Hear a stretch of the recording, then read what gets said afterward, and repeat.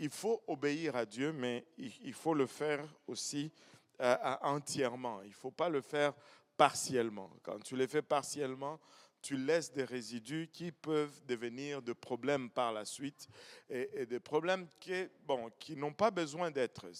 Ça peut, tu peux les surmonter, mais tu dois dépenser de l'énergie maintenant pour surmonter ces problèmes. Et une chose avec Dieu, un constat avec Dieu, c'est que quand il te donne son plan A, pour ne pas dire sa première proposition, c'est toujours la meilleure proposition. Mais l'homme a l'art de négocier. Il aime toujours argumenter. Il va argumenter avec Dieu et par la suite, comme Dieu est un gentleman, il va dire, OK, ben voilà. Mais le plan B de Dieu va toujours être moins bon, va toujours avoir des choses qui vont venir avec. Mais si on apprend juste, Dieu n'est pas un vendeur de chez Bricks qui te donne un prix, mais bon, il y a un meilleur prix. Non, non, non. Dieu te donne le meilleur en premier. Te donne toujours la meilleure option en premier. Et quand tu négocies, tu vas toujours avoir moins bon que ce qu'il t'avait offert dès le départ, parce que le meilleur t'est offert en partant.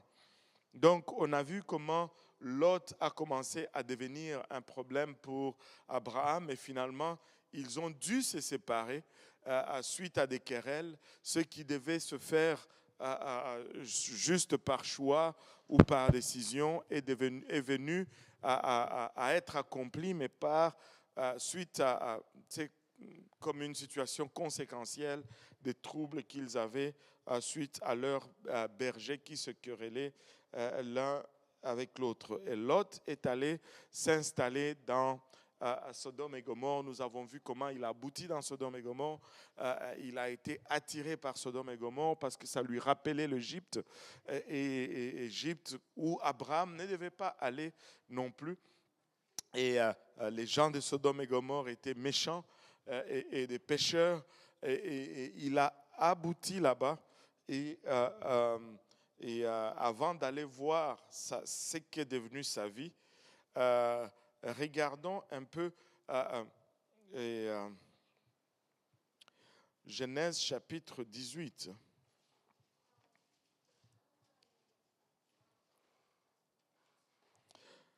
Genèse chapitre 18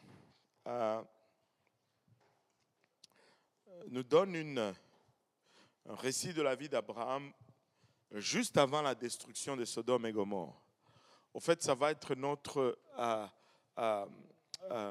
chemin vers Sodome et Gomorrhe pour vraiment réaliser. Je pense qu'on avait vu ça même ici. On avait déjà parlé de ça.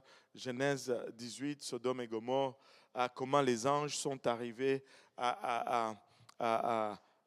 les trois personnes sont arrivées. Ils ont parlé avec Abraham. On avait vu c'était qui les trois personnes. Abraham est resté intercéder auprès de Dieu, alors que deux anges ont continué dans Sodome et Gomorrhe. Et je pense que là, on va entrer dans Sodome et Gomorrhe aujourd'hui dans le chapitre 19. On va aller au chapitre 19. Et je vais vous avertir un peu aujourd'hui. Ça va être un peu dur aujourd'hui. On va parler des choses qui ne sont pas toujours agréables. Mais ça fait partie de la parole de Dieu. Et surtout dans le temps dans lequel nous vivons, nous avons besoin d'être instruits là-dessus. Maintenant, on va lire Genèse 19 à partir du premier verset, versets 1 à 3. Genèse 19, versets 1 à 3. Les deux anges arrivèrent à Sodome sur le soir, et Lot était assis à la porte de Sodome. Quand Lot les vit, il se leva pour aller au-devant d'eux et se prosterna la face contre terre. Puis il dit, « Voici mes seigneurs, entrez, je vous prie, dans la maison de votre serviteur et passez-y la nuit. Lavez-vous les pieds, vous vous lèverez de bon matin et vous poursuivrez votre route. Non, répondit-il, nous passerons la nuit dans la rue. Voilà. Oui, ok, continue, verset 3. Mais Lot les pressa tellement qu'ils vinrent chez lui et entrèrent dans la maison. Il leur donna un festin et il fit cuire des pains sans levain et ils mangèrent. Et ils mangèrent. Maintenant, regardez ce premier plan sur Sodome et Gomorrhe. Les deux anges, la Bible nous dit, arrivent à Sodome. Et quand ils arrivent, ils entrent dans la ville, Lot les voit. Et la première chose que nous allons constater ici, c'est que Lot réalise très vite que ces deux personnages ne sont pas juste des personnages ordinaires. Et cela se voit dans sa réaction. Lot s'est levé, est allé devant eux et il s'est prosterné la face contre terre. Il leur a donné de la révérence. Et après, par la suite, il les a traités de seigneurs. Mais seigneurs, rentrez, je vous prie. Beaucoup de considération. Il a remarqué que ces gens n'étaient pas juste des personnages normaux dès le départ.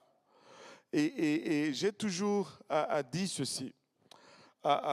Tu sais, dans le passé, on pouvait voir, plus on recule en arrière, on pouvait voir qu'il y avait un peu plus cette sensibilité spirituelle. Les gens étaient un peu plus conscients du spirituel. Et Lot, malgré son état, et je pense que c'est la seule chose positive qu'on va dire de Lot pour aujourd'hui, et c'est qu'il a reconnu ces gens. Il les a identifiés comme étant spéciaux et il les a pressés à venir chez lui. Et certains d'entre nous, nous allons croiser des anges. Nous n'allons même pas réaliser que ce sont des anges. Amen. Moi, je crois que les anges travaillent encore aujourd'hui. Les anges sont parmi nous encore aujourd'hui. Les anges font ministère auprès de ceux qui craignent Dieu. Mais nous sommes tellement distraits, nous sommes tellement absorbés par le naturel ou le matériel que la perception du spirituel est tellement amoindrie qu'un ange passerait à notre face, on ne saura même pas que c'est un ange. On ne saura même pas identifier que c'est un ange. Et moi, je crois que l'éternité va nous révéler un jour quand on va arriver devant Dieu et que nos vies vont se dérouler devant nous. On va réaliser combien Dieu a intervenu, comment il nous a fait éviter un accident, comment il nous a fait éviter une rencontre qui allait mal tourner suite à une intervention angélique. Suite à une intervention angélique. Et les anges sont encore à l'œuvre aujourd'hui. Amen.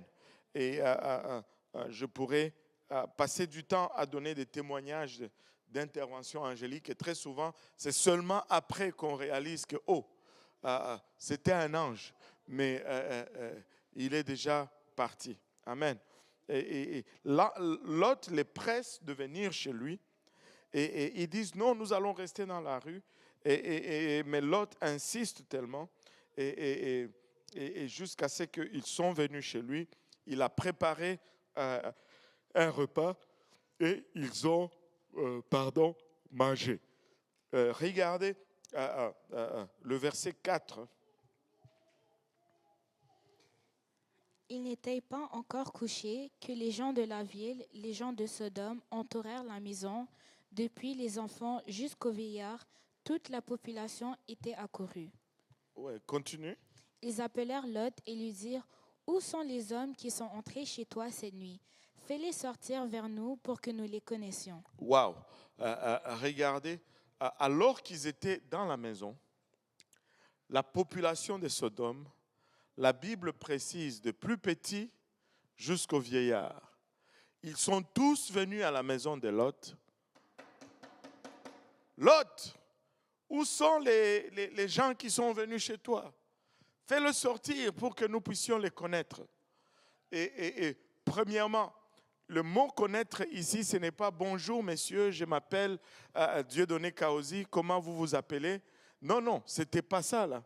C'est le même connaître de Genèse 4 qui dit Adam connut sa femme Ève, elle conçut, elle enfanta un fils. C'est littéralement l'intimité. Fait sortir ces gens pour que nous ayons des rapports intimes avec eux.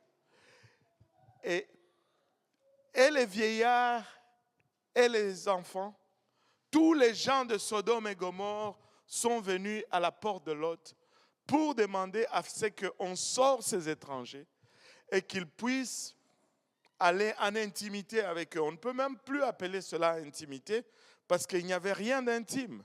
Déjà, aller frapper à la porte de quelqu'un, demander à un étranger de venir et de s'engager dans cet acte et de le faire aussi ouvertement, il faut être déjà pas mal cinglé là. Il faut être déjà pas mal perverti. Il faut être déjà pas mal corrompu. Ouvertement comme ça, quelqu'un qui arrive pour la première fois dans la ville, fais-les sortir. Et pas toute la ville, les vieillards et les plus petits. Cela nous dit une chose, Sodome était une ville pervertie. Ça nous dit plusieurs choses, je voulais dire. Sodome était une ville pervertie comme pas possible. La sexualité était une affaire publique. On pouvait le faire en public. Et on pouvait le faire avec n'importe qui. L'homosexualité était de mise, mais non seulement l'homosexualité, la pédophilie était aussi de mise. La pédophilie était légale, était normale à Sodome et Gomorrhe. Et là, tu sais, on regarde cela, et je dis tout à l'heure que, surtout par rapport au temps dans lequel nous vivons, c'est ce que nous sommes en train de vivre. Nous sommes en train d'aller dans cette direction où l'homosexualité est légale. La prochaine chose qui va être légale, ça va être la pédophilie, si ce n'est pas déjà légal. Vous savez, l'âge de consentement sexuel aujourd'hui au Québec, c'est 14 ans. Avec le... Comment on dit ça? Du temps que l'écart d'âge n'est pas plus de 2 ans, 14 ans. 14 ans. C'est 14 ans. Imaginez-vous 14 ans. Il faut être malade. Il faut être malade. Vous êtes-vous demandé pourquoi est-ce qu'il pousse l'enseignement de la sexualité jusqu'à la maternelle? C'est justement pour pouvoir dire après que quand un enfant veut être intime avec un adulte, il peut prendre la décision parce qu'il sait. L'âge du consentement sexuel en Hollande, c'est 12 ans. Et ici, c'est 14 ans, mais comme on veut toujours copier l'Europe, la tendance est qu'on veut le baisser à 12 ans aussi. 12 ans pour l'amour de Dieu. 12 ans pour... on peut dire que non, ça ne fait pas de sens, ça n'arrivera pas. Laissez-moi vous dire, le monde dans la direction où il se trouve aujourd'hui, ça va arriver. Et le Seigneur nous donne cet avertissement dans la parole de Dieu. Il dit, ça va devenir pire vers la fin. Ça ne va pas s'améliorer, ça va s'empirer. Et c'est pourquoi, si nous devons nous tenir fermes pour la parole de Dieu, c'est maintenant. Si nous devons vraiment être stricts et radicaux, sans compromis sur la parole de Dieu, c'est vraiment maintenant parce que le monde dans lequel nous vivons est dans l'autre extrême. Et au départ, le problème de Sodome et Gomorrhe n'était pas la perversion sexuelle. Au départ, le problème de Sodome et Gomorrhe, c'était l'abondance du pain. Sodome et Gomorrhe étaient des villes prospères, étaient des villes abondantes. Mais l'abondance va souvent causer la loisivité. Et l'oisivité va conduire à cette malignité ingénieuse. Le lit de l'oisivité est l'atelier, je pense qu'ils disent l'atelier de l'oisivité est très, très productif, ça produit le mal. Tu sais, il ne faut pas être oisif, il faut s'occuper, il faut ne pas avoir à faire, ce n'est pas toujours une très bonne idée. Mais certes, il faut se reposer, hein? Certes, il faut finir l'école à un moment donné, n'est-ce pas? Mais n'avoir rien à faire, c'est dangereux. C'est là que toutes les mauvaises idées naissent. C'est là qu'on commence à faire de bêtises. Je veux être sainement occupé. Il faut avoir le temps de repos.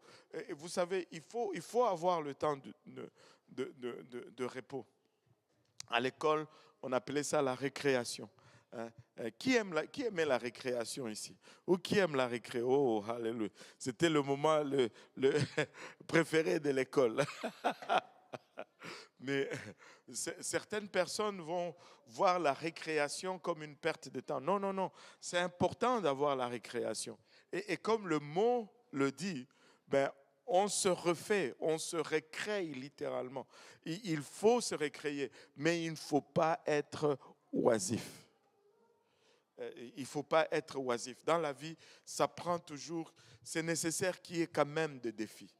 Et voyez un peu dans le monde aujourd'hui, ceux qui deviennent extrêmement riches, ils commencent à faire des bêtises. Dernièrement, je pense que c'était il y a un an et demi, il y avait ces gens riches qui voulaient aller explorer l'épave du Titanic. C'est manqué à faire. J'ai tellement d'études bibliques à faire que je n'ai pas besoin d'aller dans le fond de l'océan, là, dans un petit truc. Mais déjà, je ne sais pas. Je ne sais pas. Et quand les gens s'enrichissent tellement, ils sont tellement riches, ils deviennent... Si vous écoutez les histoires des gens riches, vous allez perdre la tête là. Vous allez perdre la tête. Anyway, retournons à Sodome et Gomorrhe.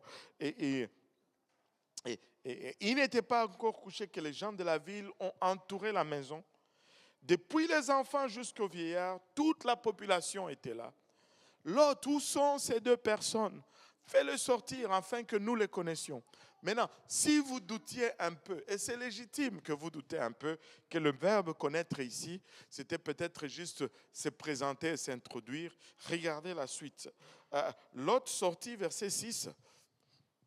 Lot sortit vers eux à l'entrée de la maison et ferma la porte derrière lui. Et il dit, mes frères, je vous prie, ne faites pas le mal. Voici, j'ai deux filles qui n'ont point connu d'homme. Je vous les amènerai dehors et vous leur ferez ce qu'il vous plaira. Seulement, ne faites rien à ces hommes, puisqu'ils sont venus à l'ombre de mon toit. Wow! Lot n'était pas fou là. Il a compris leur demande. Et c'est pourquoi il sort. Et quand il sort, il s'assure même de fermer la porte pour que les gens ne poussent pas et n'entrent pas juste comme ça là. Et là, il leur dit, mes amis, ne faites pas le mal. Si c'était juste comment tu t'appelles, moi je m'appelle Evelyne, je ne pense pas que Lot allait répondre de cette façon. Amen. Il allait plutôt dire, mais venez rencontrer mes invités. Lui s'appelle tel, lui s'appelle tel. Non, ce n'était pas ça. Il dit, ne leur faites pas de mal. Voici, j'ai deux filles qui n'ont point connu d'homme. Il leur offre un monnaie d'échange pour assouvir leur perversion. Mais il y a quelque chose d'étrange un peu ici. Imaginez-vous un peu Lot, le père, qui sort et qui dit à cette foule déchaînée, il leur dit, ne faites pas le mal. Voici, j'ai 2 filles, je veux vous les donner. Elles sont encore vierges. Vous leur ferez ce que vous voulez, mais ne touchez pas à mes invités. Il y a quelque chose qui ne va pas là-dedans. Ça semble être vertueux, mais ça ne l'est pas du tout. Pauvres filles, je me demande si elles ont entendu ce que leur papa a dit. Il est supposé protéger ces filles. Il est supposé défendre à sa maison, en fait. Et là, il offre ces filles à une bande déchaînée. Et là, tu sais, la question a toujours été, mais qu'allait-il faire alors? Mais comment ça qu'allait-il faire? Qu'est-ce qui s'est passé avec nous, les hommes d'aujourd'hui? Il devait faire ce qu'il devait faire. Alléluia, j'allais prendre fuite. Alléluia. Frère Pierre, arrête de me faire peur comme ça, là. Hein? C'est comme si on m'attaquait de dos, là. Alléluia. Content de voir tout le monde. Ça me rappelle l'ancien J. Péniel, là. Hein? Oh Seigneur Jésus. Alléluia. Et là, tu sais, il dit, ces pauvres filles, elles devaient être traumatisées. Elles devaient être... Qu'est-ce qui se passe? Le papa qui devait nous défendre est en train de nous offrir un pâturage à une foule, à une foule déchaînée, au fait. Et là, on demande toujours, mais qu'est-ce que l'autre aurait dû faire? C'est très simple. Je vais parler un peu aux hommes aujourd'hui. Amen. Que tous les hommes disent Amen. Hommes, nous sommes les défenseurs de nos maisons. Nous sommes les protecteurs de nos familles. L'autre devait dire, mais vous n'allez toucher personne dans ma maison si ce n'est en passant par mon cadavre. Il devait lui s'offrir pour défendre sa maison. Aujourd'hui, non. On doit défendre, on doit être les défenseurs de nos maisons. Tu sais, nous nous retrouvons dans cette histoire, dans la position où nous sommes. Parce que dès le départ, première erreur que Adam n'a pas fait, il n'a pas défendu sa femme. Le serpent parlait à sa femme, il était là à côté, il n'a rien dit. La Bible nous dit que Ève prit le fruit, elle en mangea, elle en donna à son mari qui était auprès d'elle. Et il en mangea. Il n'a rien dit. Nous ne pouvons pas garder silence. Il faut défendre ta femme, pour ceux qui sont mariés. Et femme, si tu as l'impression que cet homme-là ne va pas te défendre, ne l'épouse pas.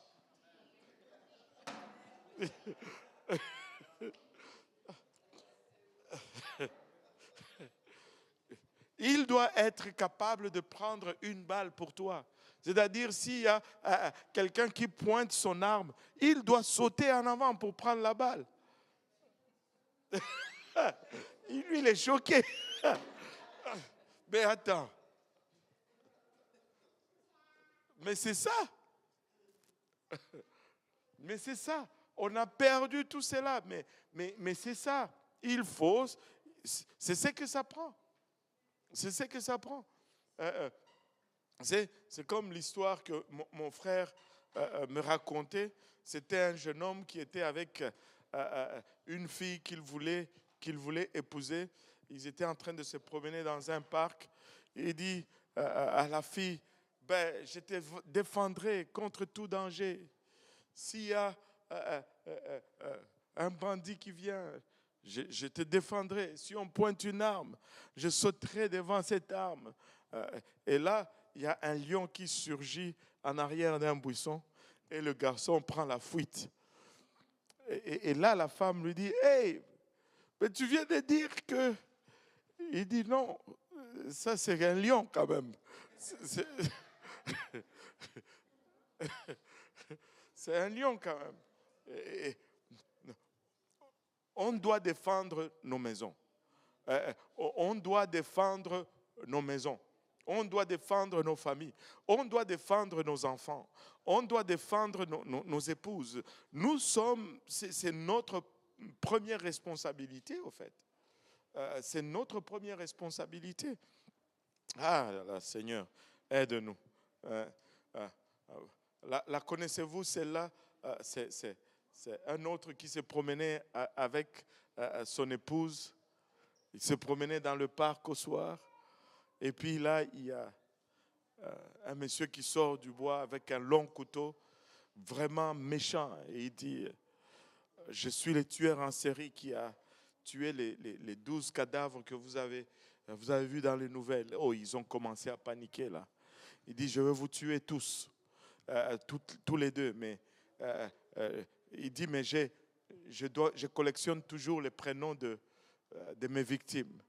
Il regarde la femme, il dit, comment tu t'appelles? La femme en tremblant, elle dit, je m'appelle Elisabeth. Et là, le tueur en série dit, ah non, tu as de la chance, Elisabeth, c'était le nom de ma mère. Tu peux partir.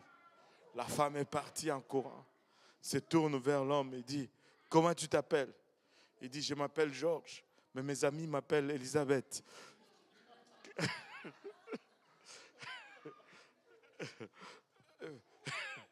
Il ne voulait pas mourir, c'est sûr.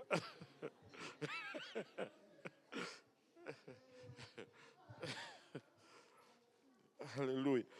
Et Lot offre ses filles à cette foule déchaînée. Et il dit, ne faites pas de mal à ceux qui sont venus sous mon toit, mais prenez mes filles. Et leur réponse était catégorique. Parce que, vous savez, et c'est ce que le péché va faire à l'homme. Voyons cela, verset 9. Ils dirent, retire-toi. Ils dirent encore, celui-ci est venu comme étranger et il veut faire le juge. Eh bien, nous te ferons pis qu'à eux. Et pressant Lot avec violence, ils s'avancèrent pour briser la porte.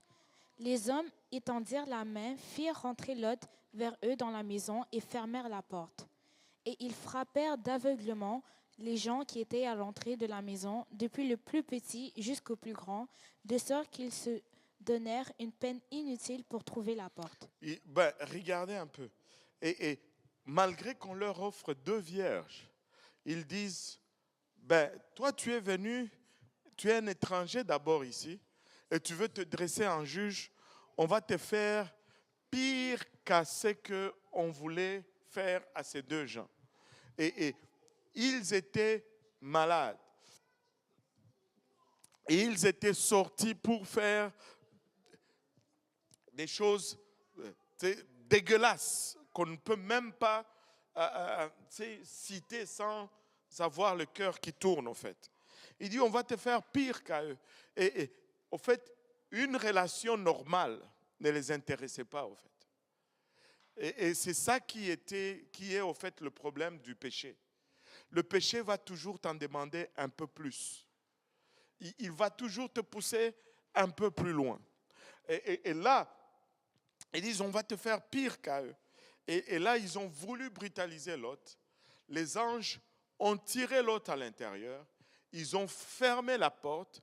Et je ne sais pas qu'est-ce qu'ils ont fait. La Bible ne nous dit pas s'ils ont claqué de doigts ou s'ils ont claqué les mains. Mais clinc, tous ceux qui étaient dehors sont devenus aveugles.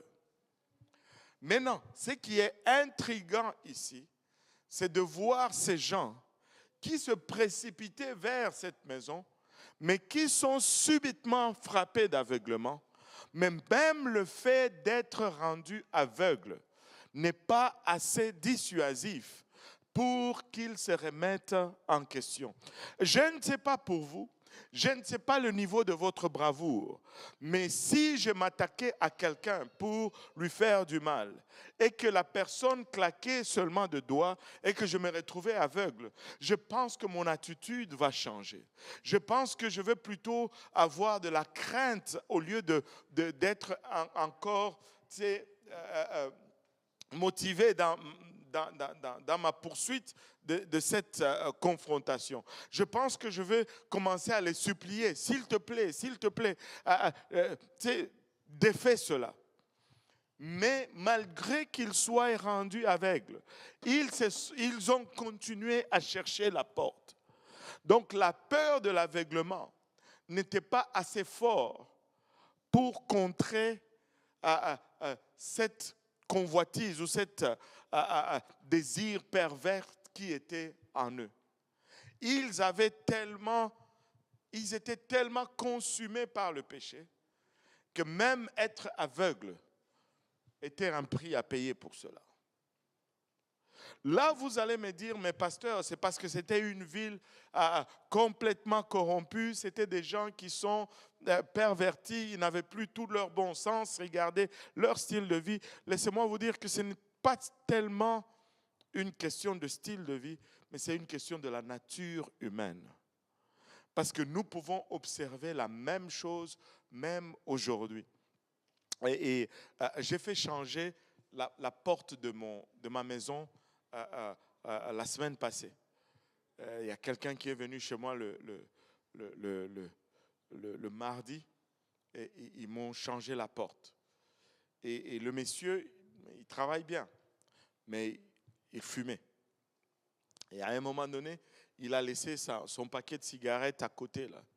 J'ai regardé sur les paquets de cigarettes, il y avait l'image d'une personne, je ne sais pas si c'est la vieillesse ou si c'est la cigarette, mais ce n'était pas beau à voir. Et l'avertissement, c'est que la cigarette va te donner le cancer et ça va être ça, au fait, l'issue de ta vie. Mais malgré cet avertissement, le désir de fumer une autre tige de nicotine ne peut pas être assouvi par la peur d'une mort par cette maladie dévastatrice, si on peut le dire comme ça. Et ce n'est pas une question de à quel niveau tu te trouves, c'est une question de la nature humaine. Si tu laisses la nature humaine aller avec le péché, tu vas arriver à ce point. Le péché va toujours te faire payer plus que tu n'as voulu payer. Le péché va toujours te faire rester plus longtemps que tu n'as planifié de rester. Le péché n'a pas de pardon. Le péché est mauvais. Et la seule solution avec le péché, c'est il faut s'en départir. Tu ne peux pas contrôler le péché. Tu ne peux pas gérer le péché. Le péché, il faut le tuer ou sinon c'est le péché qui va te tuer. Il faut arrêter, full stop, point final. Il n'y a pas de négociation avec le péché. Et là, vous pouvez peut-être dire, oh pasteur, c'est tellement radical. Non, non, non. Mais alors, comment est-ce qu'on fait pour arrêter? Il faut arrêter sec. Il faut juste dire que ce n'est pas bon, j'arrête. Il faut prendre une décision. Au début, c'est difficile, mais après, et avec l'aide du Seigneur, tu vas y arriver. Si tu prends la décision de marcher sur le droit chemin, tu peux vivre une vie droite encore aujourd'hui. Tu peux mener une vie de sanctification encore aujourd'hui. Dieu vient au secours de ceux qui le cherchent.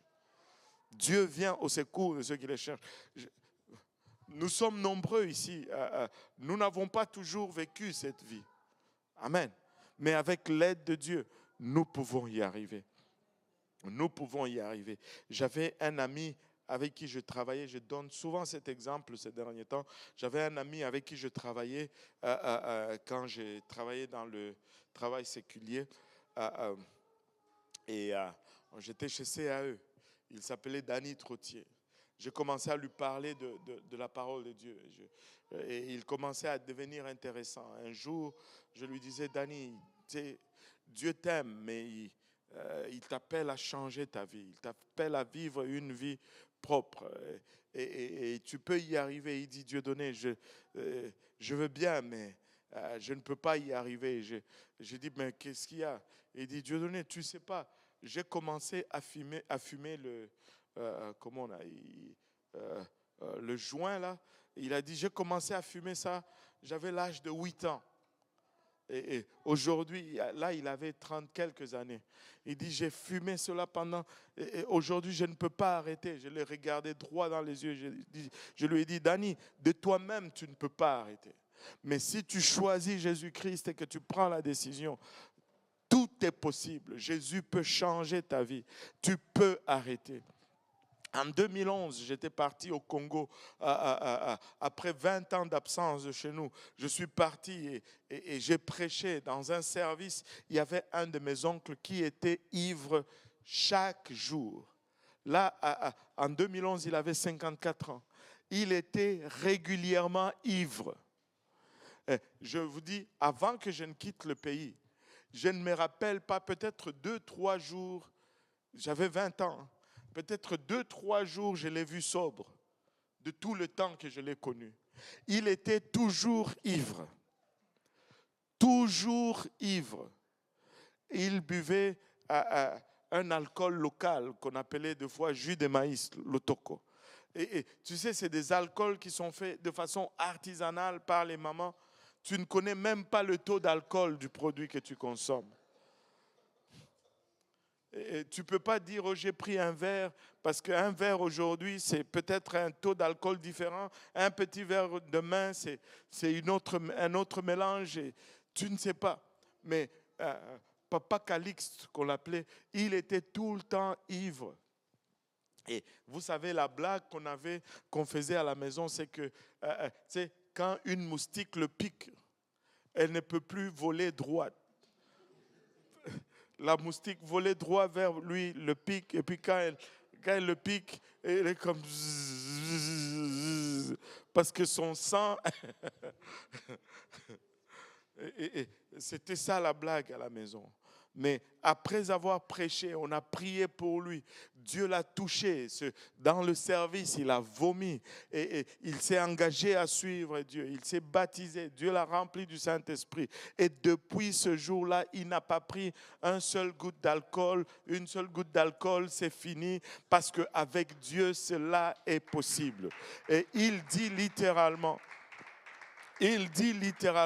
les 54 premières années de ma vie, je l'ai vécu pour le diable. Mais le peu qui me reste, je veux tout le vivre pour le Seigneur Jésus-Christ. Parce que Jésus peut transformer les gens. Jésus peut le faire. Et Jésus peut le faire. Mais si on donne accès au péché, le péché va avoir le dessus sur nous. Mais si on dit niet et qu'on s'accroche à Jésus-Christ, on peut avoir le dessus. Et la seule façon avec le péché, c'est de dire non. Amen. Pas de négociation, pas un peu. Non, non, non. Il faut arrêter. Amen. Et là, ils étaient rendus aveugles. Mais ils essayaient quand même de trouver la porte pour assouvir leur perversion charnelle, malgré l'aveuglement.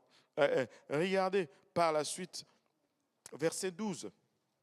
Les hommes dirent à Lot, qui as-tu encore ici, gendre, fils et filles, et tout ce qui t'appartient dans la ville, fais-les sortir de ce lieu.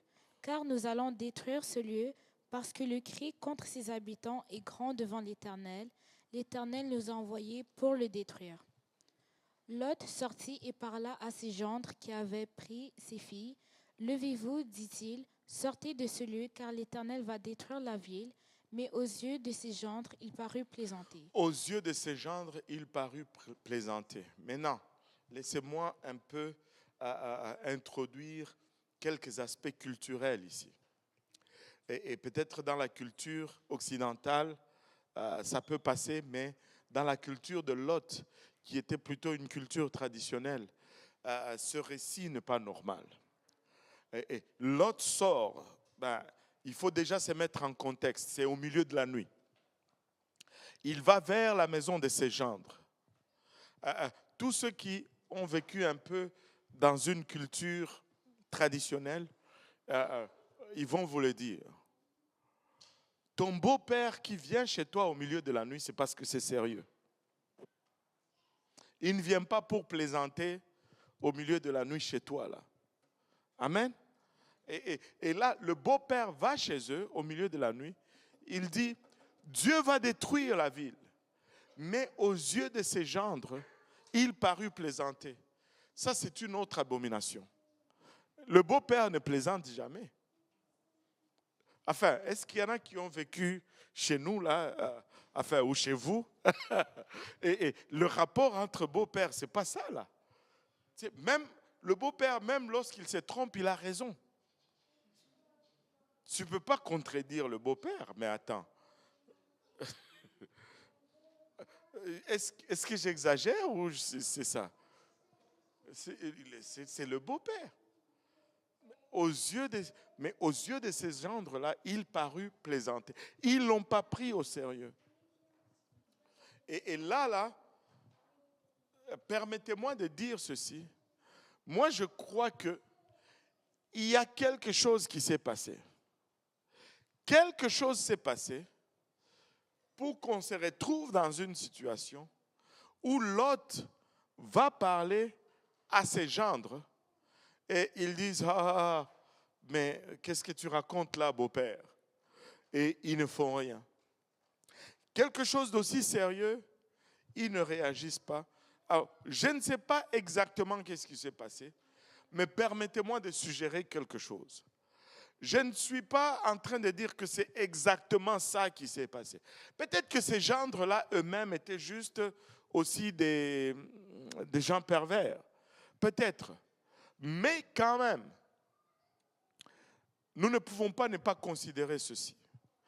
Laissez-moi faire une mise en situation. Et si le vendredi soir, c'est quoi les boîtes de disco ici qui sont maintenant populaires? Je ne sais pas. Oh, c'est un danger que de poser cette question. Même ceux qui connaissent la réponse, ils ne veulent pas le dire parce que... Bon. mettons je ne sais pas.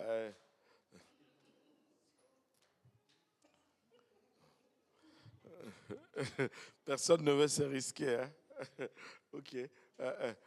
Peu importe, une boîte au coin de la rue. OK. Disco, quelque chose. Comme, bon, on va donner un nom. Disco à gogo. Mettons que c'est la boîte la plus chaud en ville. Mettons que vous me voyez là, dans cette boîte, le jeudi soir. Amen. Je suis en train de me trémousser avec une Molson dans les mains. Et puis, le lendemain, je vous dis, Dieu va détruire Montréal, quittons la ville. Ben, la réaction, ça va être exactement ceci. Parce que je n'aurai plus de témoignages. Serait-il possible que Lot avait déjà perdu son témoignage? Que lorsqu'il est allé donner cet avertissement, ben, ces gendres ont dit, mais non, attends, toi, tu blagues ou quoi? Serait-il possible que Lot... Je veux juste dire à cette belle congrégation, ne perdons pas notre témoignage. Ne perdons pas notre témoignage.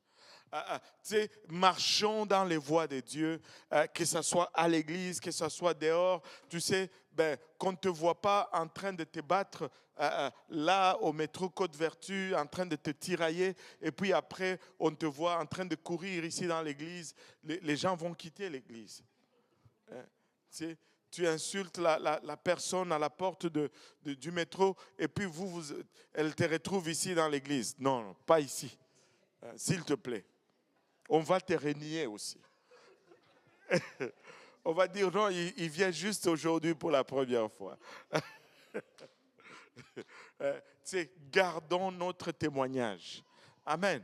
Gardons notre témoignage. C'est important de garder un bon témoignage. Parce que c'est notre témoignage qui va donner le poids à ce que nous disons. Amen. Et très souvent, si nous ne gardons pas notre témoignage, si ça ne va pas marcher. Gardons notre témoignage. Aux yeux de ses gendres, il parut plaisanter. Pourquoi est-ce que je vais sur cette piste? J'aurais pu juste rester sur le fait que peut-être ces gendres n'étaient pas juste des croyants. Ils étaient juste mauvais. Mais regardez ce qui suit ici. Et vous allez voir que dans la vie de Lot lui-même, il y avait déjà un sérieux problème. Regardez au verset 15, à partir du verset 15. Dès l'aube du jour, les anges insistèrent auprès de Lot en disant « Lève-toi, prends ta femme et tes 2 filles qui se trouvent ici, de peur que tu ne périsses dans la ruine de la ville. » Et comme il tardait, les hommes le saisirent par la main, lui, sa femme et ses 2 filles, car l'Éternel voulait l'épargner. Ils l'emmenèrent et le laissèrent hors de la ville. Waouh, regardez un peu. Le verset 15 nous dit, dès l'aube du jour, les anges insistèrent auprès de Lot en disant, lève-toi, prends ta femme et tes 2 filles qui se trouvent ici, de peur que tu ne périsses dans la ruine de la ville. Et c'est étrange, c'est très étrange qu'on trouve ce verbe ici, insistèrent, dans ce verset. Le verbe insistèrent ou le mot insistèrent ne devait pas se trouver dans ce verset normalement. Laissez-moi juste vous suggérer ceci. Lot a reconnu ces 2 personnes comme étant pas juste des personnages normaux. Il les a pressés pour qu'ils viennent chez lui. Ils sont restés pour la nuit, il les a préparés à manger.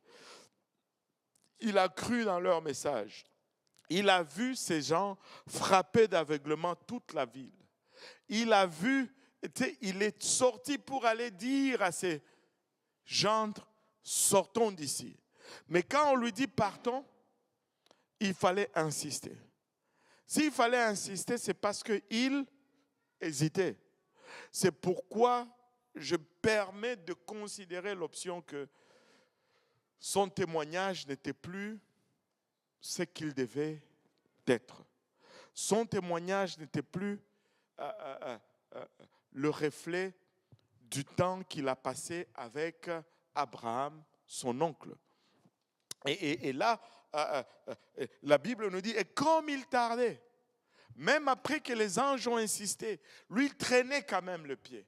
Et comme il tardait, physiquement les anges les ont saisis par la main, ils les ont tirés hors de la ville. Laissez-moi vous dire ceci, que Lot, sa femme et ses 2 filles ont laissé pas des empreintes de pas à leur sortie de la ville. Ils ont laissé des lignes, des traces parce qu'ils ont été physiquement tirés alors qu'ils résistaient pour rester dans Sodome et Gomorrhe, sachant que Dieu allait détruire cette ville. Physiquement, Dieu les a sortis de la ville. Et un jour, je prêchais, je pense que c'était en Louisiane, à Lafayette, et je prêchais dans ces lignes-là. Et le Seigneur m'a permis juste de dire ceci. Dieu est intéressé dans le salut des hommes plus que les hommes eux-mêmes.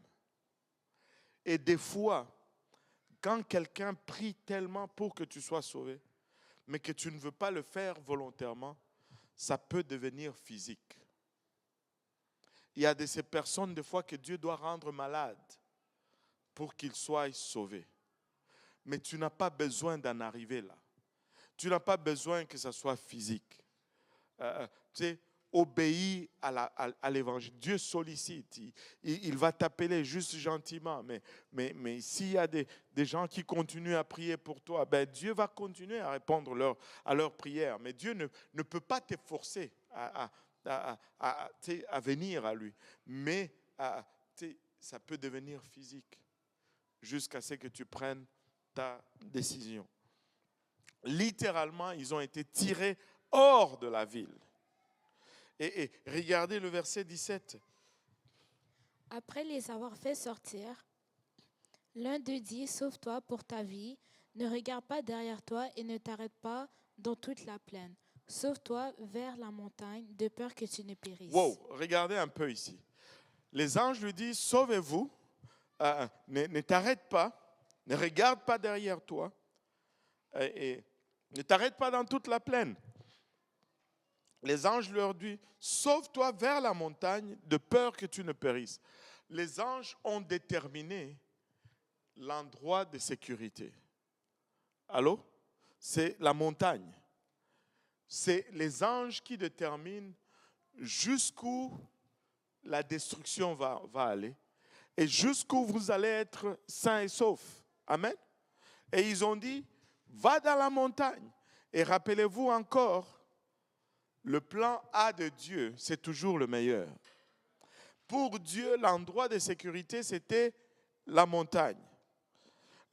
Sinon, vous allez périr. Mais regardez, verset 18. Lot leur dit, oh non, Seigneur. Oh non, pas encore. L'homme fait toujours ça. Dieu dit, va dans la montagne. Et l'homme veut argumenter et tracer ses propres paramètres.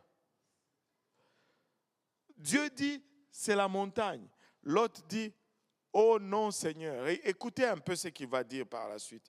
Cette partie me fatigue beaucoup quand je la lis. Verset 19. Voici, j'ai trouvé grâce à tes yeux et tu as montré la grandeur de ta miséricorde à mon égard, en me conservant la vie, mais je ne puis me sauver à la montagne avant que le désastre m'atteigne, je périrais. Voici, cette ville est assez proche pour que je m'y réfugie, et elle est petite. Oh, que je puisse m'y sauver. N'est-elle pas petite et que mon âme vive? Waouh, regardez un peu ceci. Ça, c'est le problème de la race humaine. Et j'espère que vous n'êtes pas comme ça. Amen. Dieu dit, va dans la montagne.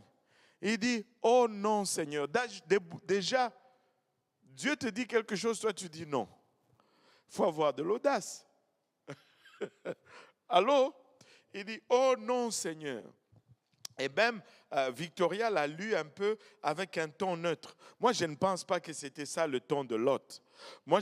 Et si on pouvait mettre l'intonation dans la Bible, ça serait vraiment très intéressant ce passage. Il a sûrement dit, oh non Seigneur, voici, j'ai trouvé grâce à tes yeux. Et tu as montré la grandeur de ta miséricorde à mon égard. Oh, bla, bla, bla, bla, bla, bla, bla, littéralement. Ah, mais conservant la vie. Oh Seigneur, tu m'as conservé la vie. Mais je ne puis me sauver. La montagne est trop loin. Le désastre va m'atteindre. Et je veux, oh Seigneur, s'il te plaît. C'était quelque chose dans ce sens-là. Et regardez le verset 20. Voici cette ville. Elle est assez proche pour que je m'y réfugie. Est-elle petite? Petit. Oh, c'est que je puisse m'y sauver. La Bible met 3 points de suspension. Je ne sais pas si dans votre version, il y a les 3 points de suspension. Vous avez aussi. Ça veut dire que Lot a dit beaucoup d'autres blabla, que Dieu était fatigué d'entendre ça. Il n'écoutait même plus. Il a mis juste 3 points de suspension. On te dit, va là pour que tu sois sauvé, mais tu commences à dire comment tu... C'est pas là. Non. Quand Dieu dit cela, le salut, c'est ça le salut. Et aujourd'hui, les hommes font la même chose. L'évangile est clair. Regardez l'évangile. 1 Corinthiens 15. 1 Corinthiens 15, s'il te plaît. Rapidement. Tu es lent, Victoria, là. Pardon, je n'étais pas averti.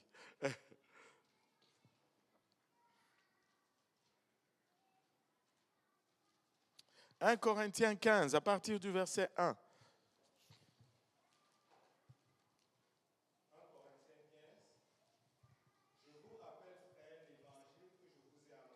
Aha.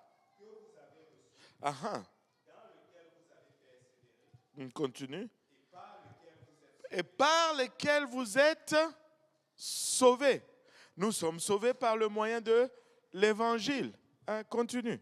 Si vous le retenez tel que je vous l'ai annoncé. Ah, ne négocie pas comme Lot. Prends-le tel que je l'ai annoncé. Amen. Autrement, Autrement, vous aurez cru en vain. wow, regardez, le monde aujourd'hui crie tout haut. Crois seulement et tu seras sauvé. Crois seulement et tu seras sauvé. Dieu, la parole de Dieu nous dit, tu peux croire et ne pas être sauvé. Tu peux croire et cela est en vain. Si tu ne respectes pas les conditions qui sont précitées ici, on va y revenir. Regarde, lis le verset 3 et 4 et puis on va décortiquer tout ceci. Je vous ai enseigné avant tout, comme je l'avais aussi reçu, que Christ est mort pour nos péchés selon les Écritures, qu'il a été enseveli et qu'il est ressuscité le 3e jour selon les Écritures. Voilà, c'est ça la bonne nouvelle, c'est ça l'évangile. L'évangile, c'est que Christ est mort pour nos péchés, qu'il a été enseveli et qu'il est ressuscité le 3e jour selon les Écritures. C'est ça l'évangile. L'évangile, ça signifie tout simplement bonne nouvelle. Et c'est cette bonne nouvelle qui nous sauve. Christ est mort, Christ a été enseveli, Christ est ressuscité le 3e jour selon les Écritures. Mais comment est-ce que cette bonne nouvelle nous sauve? Cette bonne nouvelle nous sauve lorsque nous l'appliquons dans nos vies. Lorsque nous nous repentons de nos péchés, notre repentance est notre identification à sa mort. Christ est mort pour nous, nous nous repentons pour lui. La repentance, c'est vraiment la mort à notre propre volonté. Christ a été enseveli, nous aussi nous sommes baptisés en son nom. Romains 6 nous dit que nous sommes ensevelis avec lui en sa mort par le moyen du baptême. Quand nous sommes baptisés au nom de Jésus-Christ, nous sommes ensevelis. C'est pourquoi le baptême doit être fait là où il y a assez d'eau, pour que tu sois baptisé littéralement. Le mot baptême signifie tremper ou prolonger ou immerger, qui vient du grec baptizo. C'est pourquoi nous avons une piscine là-haut, pour que nous puissions baptiser ou immerger les gens. Et dans le nom de Jésus-Christ, pas dans le titre Père, Fils et Saint-Esprit, dans le nom, parce que c'est lui qui est mort et nous sommes ensevelis avec lui en sa mort. Et le 3e jour, il est ressuscité. Lorsque nous recevons le Saint-Esprit avec l'évidence de parler en langue, nous nous identifions à sa résurrection. Et tu peux recevoir le Saint-Esprit avec l'évidence de parler en langue. Et quand tu parles en langue, c'est la seule démonstration que tu as reçue. Le don du Saint-Esprit. Et c'est ça l'évangile qui sauve. Et Paul nous donne un avertissement sévère ici. Je vous rappelle, frères, l'évangile que je vous ai annoncé, que vous avez reçu, dans lequel vous avez persévéré. Autrement dit, je dois recevoir l'évangile, mais je dois persévérer dans l'évangile. Ce n'est pas quelque chose de ponctuel, c'est quelque chose de continu. Je dois demeurer dans l'évangile. Et il dit par lequel vous êtes sauvés, mais il ajoute une condition. Si vous le retenez tel que je vous l'ai annoncé, autrement dit, si j'altère l'évangile, cet évangile ne me sauve plus. Je dois le retenir tel que je l'ai reçu, autrement j'aurais cru en vain. Et le jour de la Pentecôte, si vous voyez le jour de la Pentecôte, le jour que l'Église est née, acte 2, toutes les dénominations sont au moins d'accord là-dessus que l'Église est née le jour de la Pentecôte.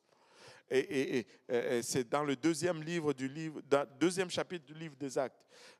Ils étaient tous dans le même lieu. Il y eut un bruit comme celui d'un vent impétueux et tous ont été remplis du Saint-Esprit et ils se sont mis à parler en d'autres langues. Actes 2, 1 à 4. Il y avait une grande foule à Jérusalem ce jour-là. Ils ont accouru, ils ont dit, mais qu'est-ce qui se passe? Il y a eu des gens qui ont commencé à se moquer. Ces gens sont ivres. Ils disent des choses comme bla, bla, bla, bla. Et comme cela est le cas aujourd'hui, tu vas voir des fois des gens qui vont venir à l'église et ils vont se moquer de ce qui se passe. Ils sont fous, ces gens. Nous ne pouvons pas vraiment renier notre folie. Parce que des fois, les choses que nous faisons à l'église relèvent de la folie un peu. Et de toutes les façons, il ne faut pas avoir honte qu'on dise que vous êtes fou. Parce que la Bible nous dit sagesse pour le monde, c'est folie pour Dieu. Alléluia. Je suis fou pour le Seigneur. Je ne renie pas cela. Oh Seigneur Jésus. Et tu sais, les gens se sont questionnés ce jour-là. Qu'est-ce qui se passe? Ils sont ivres. Nous ne buvons pas de l'alcool. Nous ne sommes pas ivres. Mais Pierre s'est levé ce jour-là et il a dit, ceci, c'est ce qui a été prophétisé par le prophète Joël. Et il a regardé, il a pointé à ce qui est arrivé et il a pointé à une prophétie de l'Ancien Testament. Il dit, c'est ce qui est arrivé, qui a été prophétisé par le prophète Joël. Dans les derniers jours du Dieu, je verserai de mon esprit sur toute chair. Et c'est ce qui était arrivé ce jour-là. Et il a commencé à prêcher le tout premier message de l'Évangile. Moi, j'étais catholique avant de devenir pentecôtiste. J'étais un bon catholique, un très bon catholique. J'étais salésien. Est-ce qu'il y en a qui étaient catholiques ici avant? Alléluia. Et j'étais salésien. Est-ce qu'il y en a qui connaissent les salésiens? Alléluia. Les vrais catholiques connaissent les salésiens. Amen. Moi, j'étais un enfant de Don Bosco. J'étais à fond. Don Bosco, Dominique Savio. J'étais salésien. J'étais dans les écoles salésiennes. Et les salésiens sont spécialisés dans les jeunes. Leur spécialité, c'est la jeunesse. Anyway, pour ceux qui ne sont pas catholiques, ils regardent, ils savent de quoi est-ce qu'il est en train de parler. Don Bosco, c'était un prêtre salésien, j'ai oublié son nom normal, là. Ouais, on le connaît comme Don Bosco, hein. Mais il a un nom, je connaissais son nom, mais j'ai seulement oublié. Il était vraiment enclin à aider les pauvres, à aider les gens. Il sortait de fois tard le soir. À l'époque, l'Europe était très pauvre, très misérable. Et très souvent, quand il rentrait au couvent, les bandits allaient l'attaquer, mais il y a un chien qui sortait de nulle part et qui le défendait. C'est un peu l'histoire de Salésiens. Et là, moi j'étais un bon Salésien, un bon catholique. Et pour moi, Pierre, hein, pas celui-là, mais celui de la Bible, Pierre était le premier pape. Amen. Oui, allô? C'était le premier pape. Le premier pape, c'est l'apôtre Pierre. Mais est-il que le premier pape, le jour de la Pentecôte, c'est lui qui a prêché le premier message de l'Église. Et quand tu regardes le contenu de son message, allez lire cela, Acte 2, Acte chapitre 2. Ce n'est pas long. Tu peux le lire dans 15 minutes, 20 minutes, tu vas passer à travers le chapitre.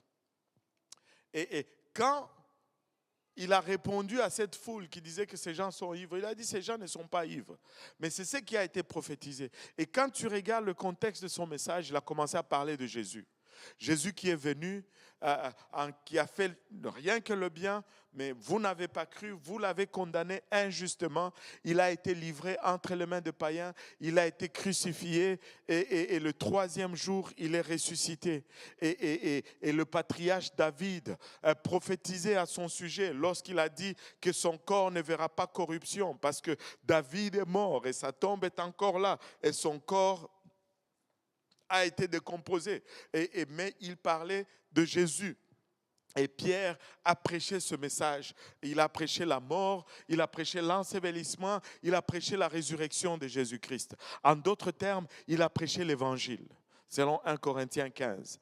Et quand les gens ont entendu cela, la Bible nous dit qu'ils ont eu le cœur touché. Ils ont dit, mais hommes frères, que ferons-nous? Et Pierre a prêché l'obéissance à l'évangile. Dans Acte 2, 37. Quelqu'un peut me le lire, Acte 2, 37 et 38. Après avoir entendu ce discours, ils eurent le cœur vivement touché et ils dirent à Pierre et aux autres apôtres, « Hommes, frères, que ferons-nous » Que ferons-nous? Pierre leur dit, Repentez-vous et que chacun de vous soit baptisé au nom de Jésus-Christ pour le pardon de vos péchés et vous recevrez le don du Saint-Esprit. Et que chacun de vous soit baptisé au nom de Jésus-Christ pour le pardon de vos péchés et vous recevrez le don du Saint-Esprit. Ça, c'est ce que le premier pape a prêché le tout premier jour de l'Église. Il a prêché que vous devez vous repentir, vous devez vous faire baptiser au nom de Jésus-Christ et non pas au nom du Père et du Fils et du Saint-Esprit, mais plutôt au nom de Jésus-Christ pour le pardon de vos péchés et vous allez recevoir le don du Saint-Esprit. C'était ça que le premier pape a prêché. Il a prêché l'évangile parce que selon Dieu, pour être sauvé, c'est l'évangile. La montagne, pour Lot, est le type de l'évangile pour nous dans l'Église aujourd'hui, du temps de l'Église. Bon, je devais plutôt dire, la montagne pour Lot, c'était le type de l'Église pour nous aujourd'hui. Et pour être sauvé, il faut rentrer dans l'Église. On ne peut pas être sauvé en dehors de l'Église. Et l'Église n'est pas c'est pas un bâtiment. L'Église, c'est cet ensemble, c'est ce groupe de gens qui sont appelés hors du monde. Et la seule façon de devenir membre de l'Église, c'est de naître de nouveau. On naît dans l'Église. Au fond, c'est la seule chose qui nous permet même d'adresser notre nature, de changer notre nature. Parce que sinon, on aura toujours le problème de faire face à cette nature déchue ou cette nature corrompue. Mais comme Lot a argumenté, oh non, la montagne est trop loin, aujourd'hui les gens argumentent encore aujourd'hui. Pourquoi est-ce que ça doit être au nom de Jésus? C'est parce que Dieu l'a dit. Et c'est parce que c'est ce qu'il a déterminé comme lieu de salut. Pourquoi est-ce que je dois justement être baptisé? C'est parce que c'est ça que Dieu a dit. On ne veut pas argumenter. Aujourd'hui, il y a tellement de doctrines pour être sauvé. Crois seulement et tu seras sauvé. Serre la main du... Il y a des gens qui se font monter sur la tête. J'ai vu des images qui m'ont... Il y a des gens sur qui on verse l'eau de bougie, la bougie qui brûle là. On verse ça sur eux pour être sauvés. Mais Dieu dit, répands-toi, sois baptisé au nom de Jésus et reçois le... Ok, tu vas me dire, ok, mais il y a Matthieu 28, 19. Matthieu 28, ok, regardons Matthieu 28, 19. Regardons Matthieu 28, 19.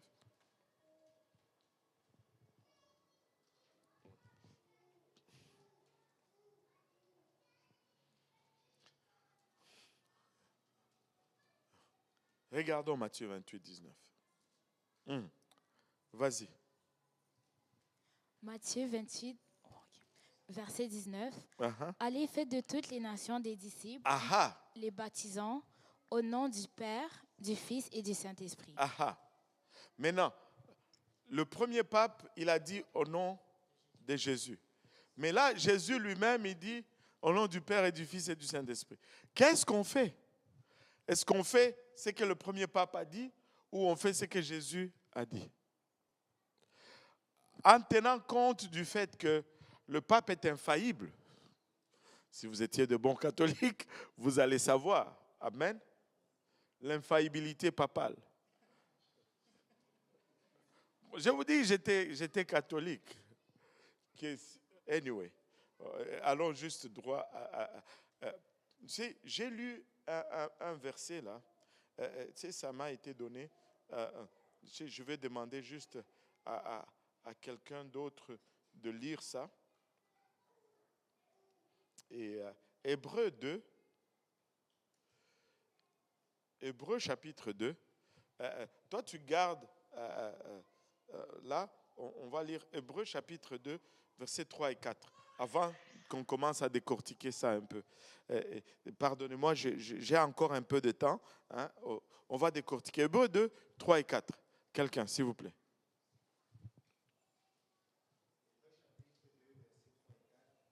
Prends le micro, pardon, parce que ceux qui sont en ligne ne vont pas entendre si tu... Et si toute transgression et toute désobéissance a reçu une juste rétribution, comment échapperons-nous en négligeant un si grand salut qui, annoncé d'abord par le Seigneur, nous a été confié? Tu vas trop vite. Le salut a été annoncé par le Seigneur. Amen. Amen. Et nous a été confirmé par ceux qui l'ont entendu. Oh, nous a été confirmé par ceux qui l'ont entendu.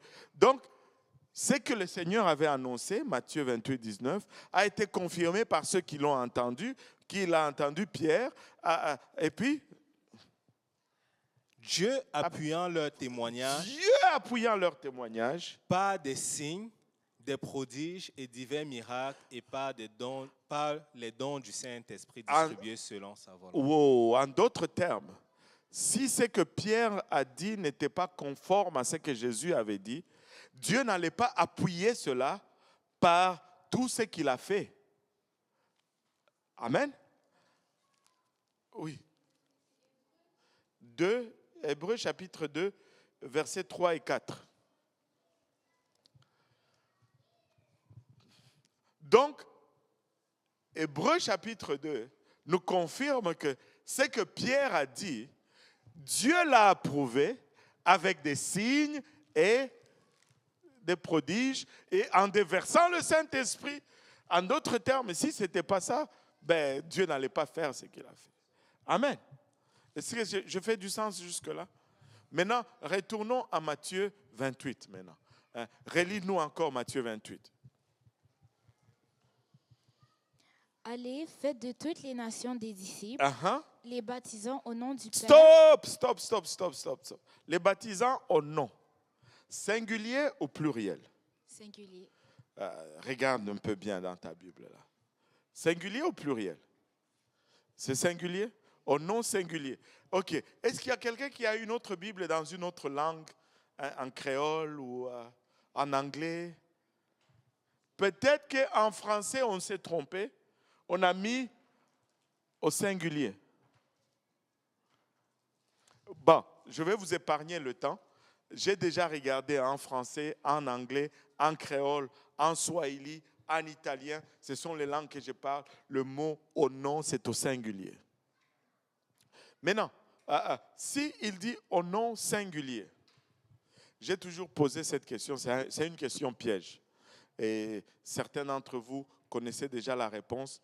Mais si vous connaissez la réponse, gardez silence. Sinon, tout ce que vous dites va être retenu contre vous. Anyway. Et il y a combien de noms dans ces versets-là? Matthieu 28, 19. Il y a combien de noms?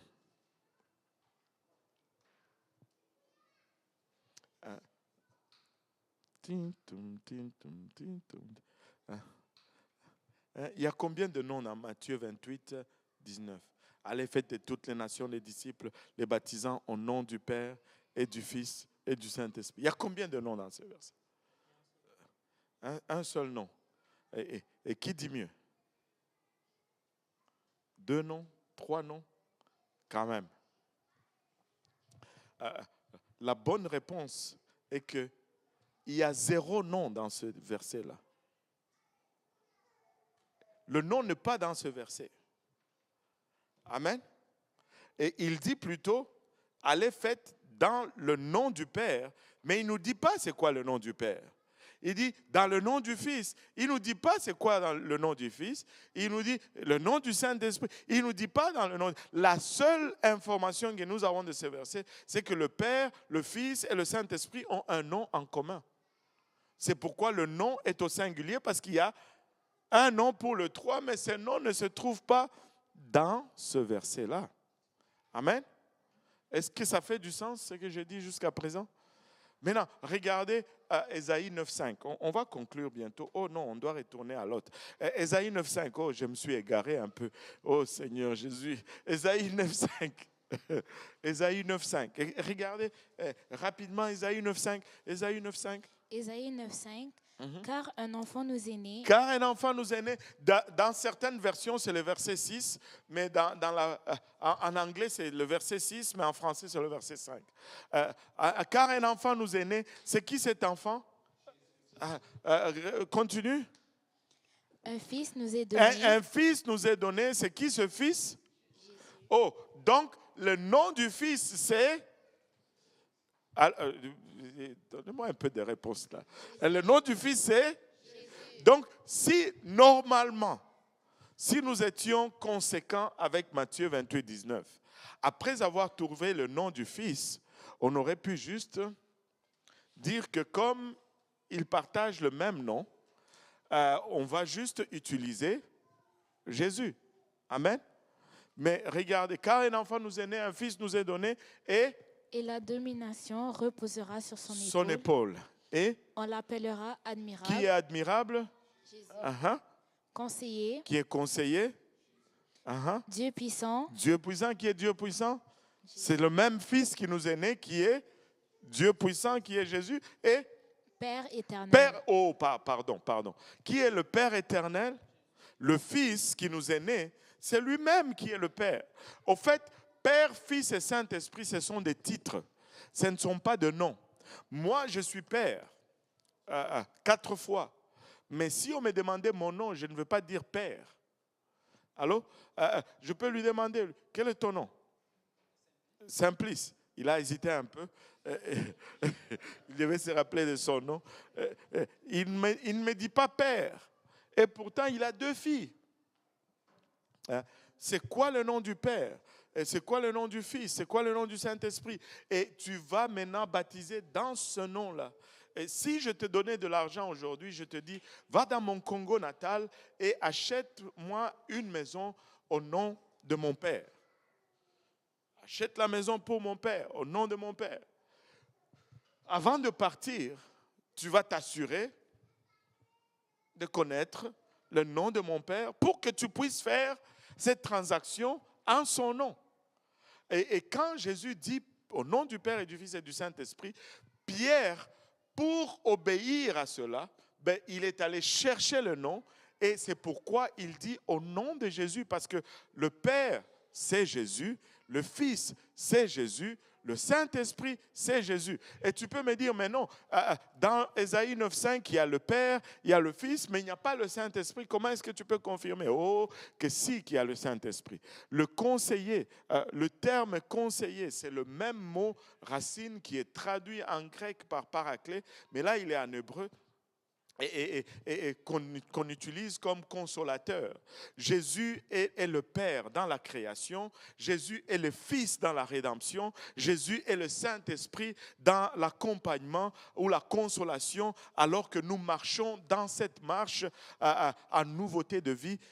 Jésus est le seul et unique vrai Dieu. Au fond, la confusion vient du fait qu'on veut personnaliser le titre. Il ne faut pas le titre n'est pas une personne. Moi, j'ai le titre de père, j'ai le titre de fils, j'ai le titre d'époux, mais je suis une et une seule personne. Je ne suis pas 3 entités différentes. Dieu est Père dans la création, Dieu est Père et Fils dans la rédemption, Dieu est Saint-Esprit dans la consolation, mais il n'y a qu'un seul et unique vrai Dieu, il n'y en a pas 2. Et quand on dit Jésus, on est en train de dire tout simplement Yahweh qui sauve ou Jéhovah qui sauve. C'est ce même Dieu de l'Ancien Testament qui est devenu notre Sauveur aujourd'hui. Jésus est le seul et l'unique vrai Dieu et son nom, alléluia, c'est le seul nom qui sauve, c'est le nom au-dessus de tout nom. Il n'y a aucun autre nom donné parmi les hommes par lesquels nous puissions être sauvés. Et au nom de Jésus, tout genou fléchit dans les cieux, sur la terre et dans les profondeurs. Il est le seul nom. Il n'y a pas un autre nom supérieur au nom de Jésus-Christ. Et quand vous étudiez Dieu, vous allez voir que à chaque acte ou à chaque action, il y a un nom associé à cela. Et selon ce qu'il fait, le nom est soit grand ou soit peu importe comment vous voulez le classer. Mais l'œuvre, tu sais, quand Dieu guérit, il y a un nom pour cela. Quand Dieu pourvoit, il y a un nom pour cela. Mais quand Dieu sauve, il y a un nom aussi pour cela. Et laissez-moi vous dire, la parole de Dieu nous dit que le nom de Jésus est le nom le plus élevé. Parce que l'œuvre du salut est la plus grande œuvre que Dieu va accomplir dans ta vie. Il peut te guérir aujourd'hui, tu peux tomber malade demain. Il peut même te ressusciter de mort aujourd'hui. Tu vas mourir demain. Lazare, après avoir été ressuscité, il est mort par la suite. Mais lorsque tu as le salut, c'est la seule chose qui t'amène dans l'éternité. L'œuvre du salut est l'œuvre la plus grande. C'est pourquoi le nom de cette œuvre est le nom le plus élevé. Au nom de Jésus-Christ, tout genou fléchit. Alléluia. Et le nom dans lequel nous devons être baptisés, c'est le nom de Jésus.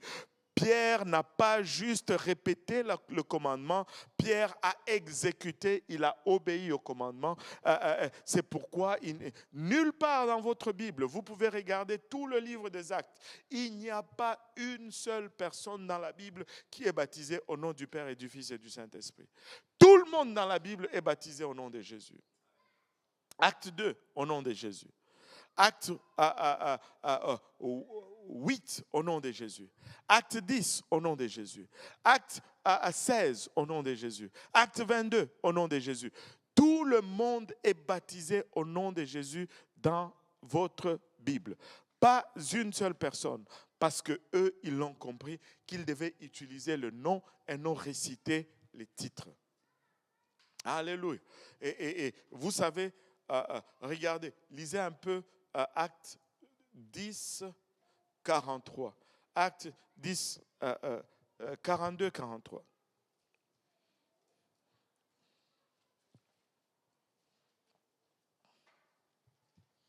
Acte 10, 42, 43. Et Jésus nous a ordonné de prêcher au peuple et d'attester que c'est lui qui a été établi par Dieu, juge des vivants et des morts.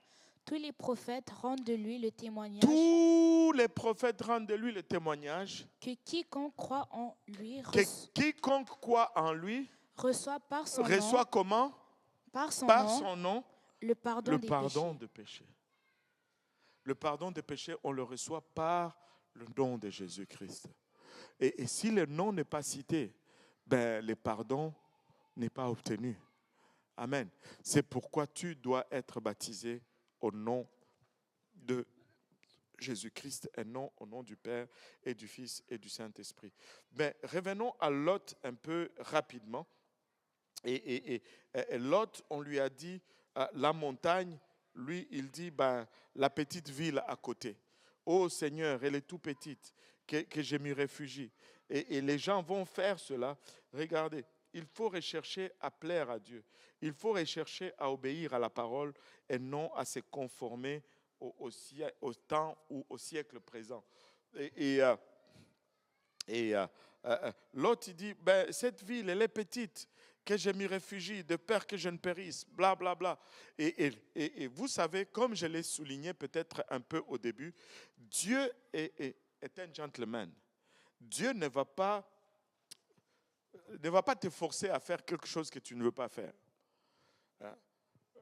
Vous savez, un jour, j'enseignais, et puis une dame m'a dit, si c'est vraiment ça, on devait juste nous forcer à être sauvés. Elle a été même plus dure. On devait nous chicoter. C'est ce qu'elle a dit. Mais vous savez, l'Église, c'est l'épouse de Christ. Amen. Et Christ ne veut pas épouser quelqu'un par force. Tu sais, j'ai toujours demandé ça aux filles. Et si on t'imposait un mari, tu vas faire comment? C'est un non catégorique là. Hein? Je vais chercher un mari pour toi, hein? Victoria qui est là. Non, pas question. Je vais aller au Congo, je vais vous amener quelqu'un de bien. Là, c'est pire.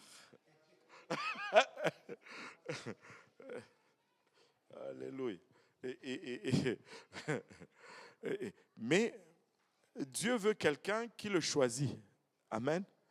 Dieu veut quelqu'un qui...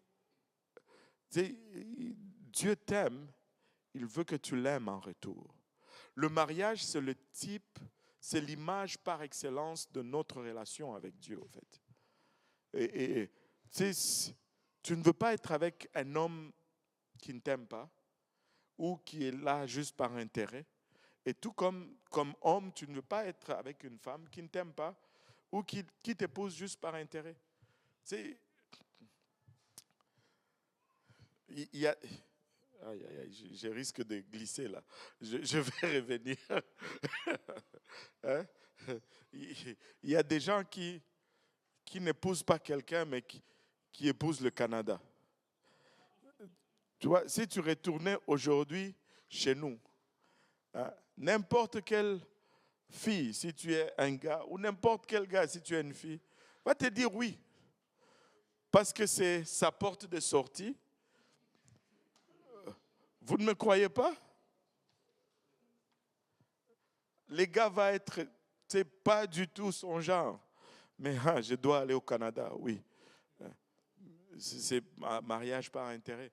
Mais Dieu veut qu'on l'épouse parce qu'on l'aime. Amen. Et Dieu ne va jamais te forcer. Et là, il dit, voici cette ville, elle est assez proche que je m'y réfugie.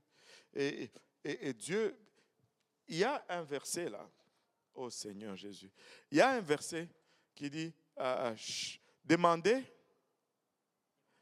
et vous recevrez. Frappez, et on vous ouvrira. Cherchez et vous trouverez. Mais la Bible ne dit pas demandez ce qui est bien. Mais si vous cherchez quelque chose, vous allez trouver. Mais c'est important de chercher la bonne chose. Parce que vous risquez de trouver ce que vous cherchez au fait. Je ne sais pas si vous me comprenez là. Et Dieu ne dit pas que si tu demandes quelque chose de bon, ben là, bon, alors, ok, il ne va pas te donner. Non, non. Il dit, si vous demandez, vous allez recevoir. Donc, assurez-vous que vous demandez la bonne chose. Ce n'est pas parce que tu as demandé que tu as reçu que ça veut dire que c'est bien. Là. Tu vois, Lot, il a demandé, il a reçu, mais ce n'était pas bien. Regardez, et le verset 21 du chapitre 19 de Genèse. Et il lui dit, voici, je t'accorde encore cette grâce, et je ne détruirai pas la ville dont tu parles. À toi de t'y réfugier, car je ne puis rien faire jusqu'à ce que tu y sois arrivé. Wow. Vous continuez, tu es rendu où? C'est pour cela que l'on a donné à cette ville le nom de Tsoar. Le soleil se levait sur la terre. Attends, là, tu pousses un peu trop loin. Regardez. Quand il demande la ville, l'ange lui dit, qu'est-ce que l'ange lui dit? Voici, je t'accorde encore cette grâce et je ne détruirai pas la ville dont tu parles. Ça, cela veut dire que cette ville devait être détruite aussi. Et si elle devait être détruite, cela veut dire que cette ville était aussi déjà corrompue. Est-ce que je fais du sens? Mais parce que Lot l'a demandé, il a épargné, peut-être que Dieu allait éradiquer le mal. Ou, tu sais, Sodome et Gomorrhe, c'est là où nous avons la sodomie. Peut-être que Dieu allait éradiquer ce mal, mais à cause de ce que Lot a demandé, il y a une ville avec des gens pervertis qui a été épargnée. Là, il s'est réfugié dans Sodome. Il dit, et regardez aussi ce passage, très révélateur. Il dit, à toi de t'y réfugier, verset 22, car je ne puis rien faire,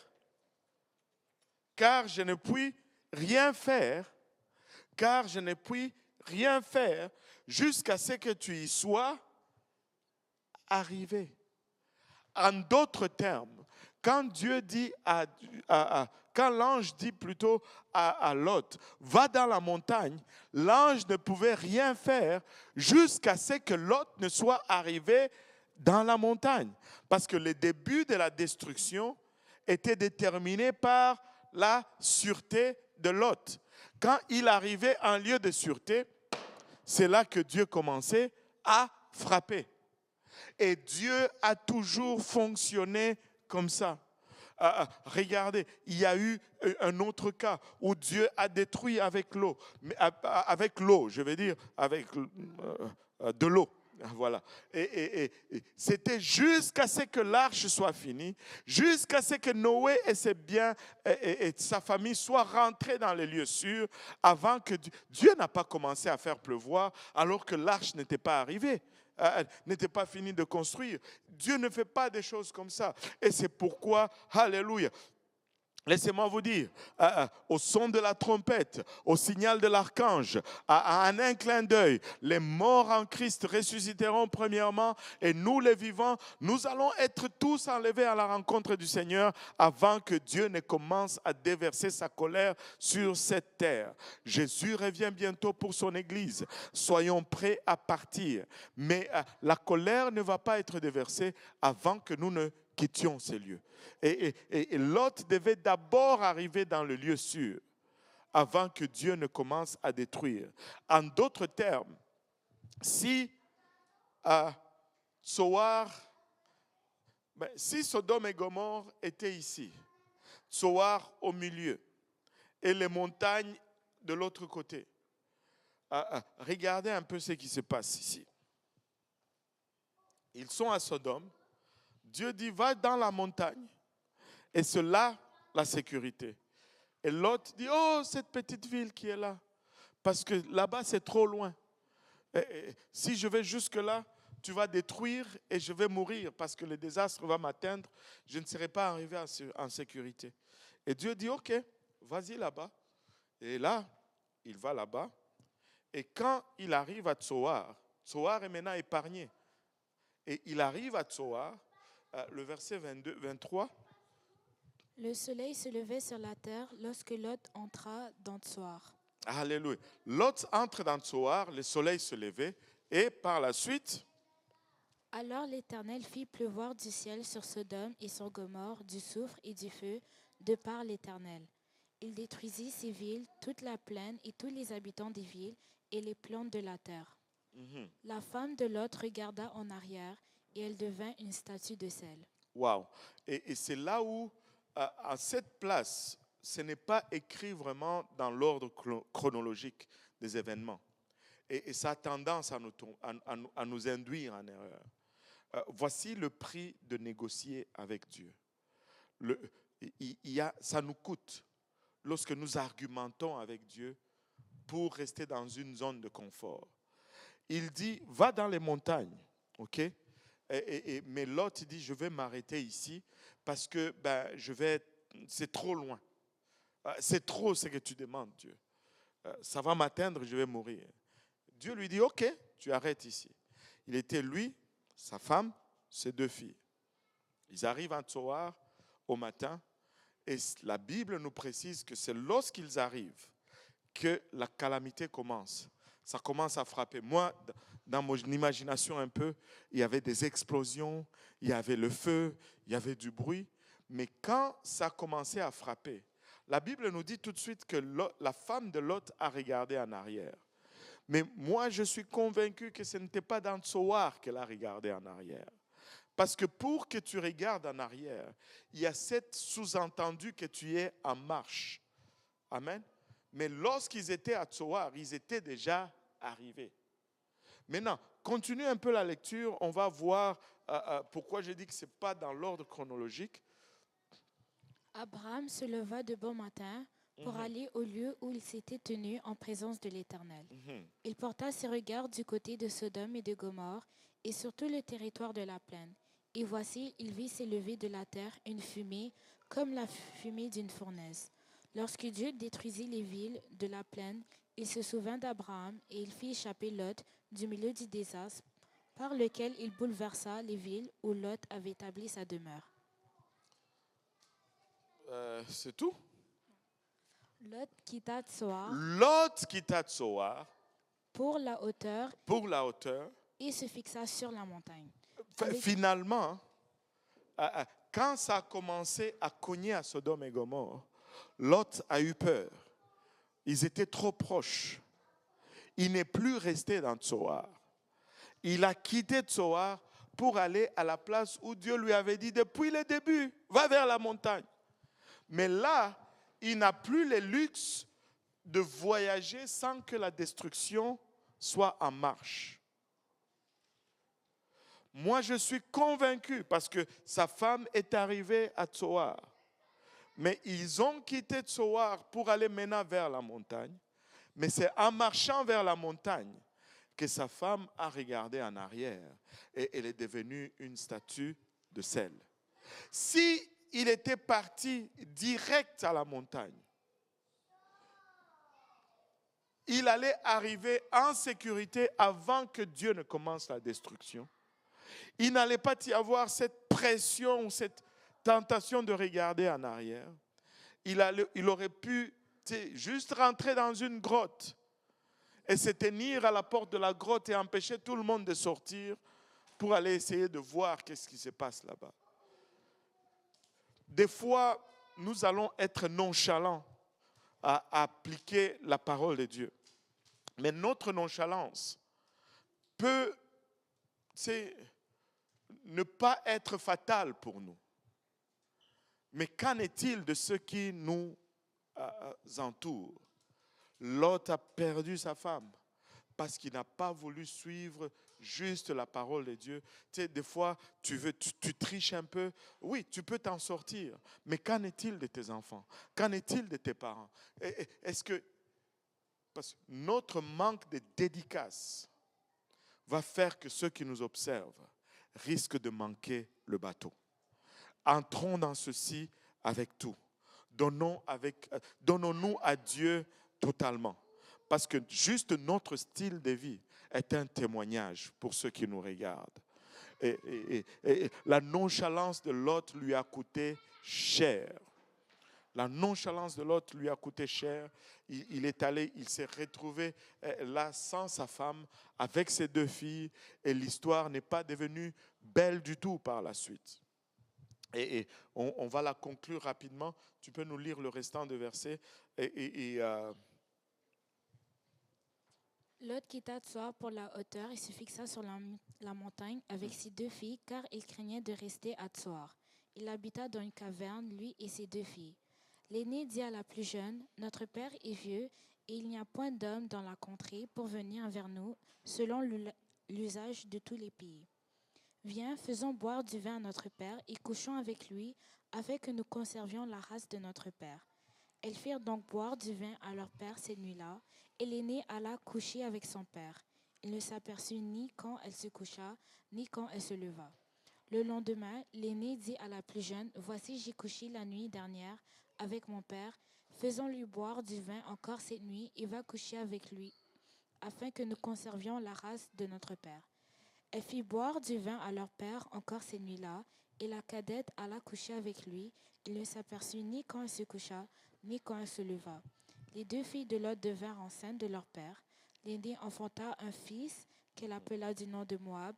C'est le père des Moabites jusqu'à ce jour. La plus jeune enfanta aussi un fils qu'elle appela du nom de Ben-Ammi.